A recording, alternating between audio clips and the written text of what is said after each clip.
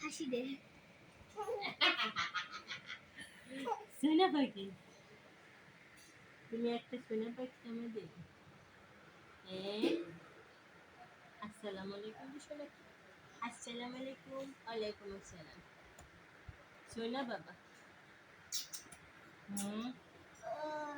madam চাকরি কোথায় করতেছিল এখানে হ্যাঁ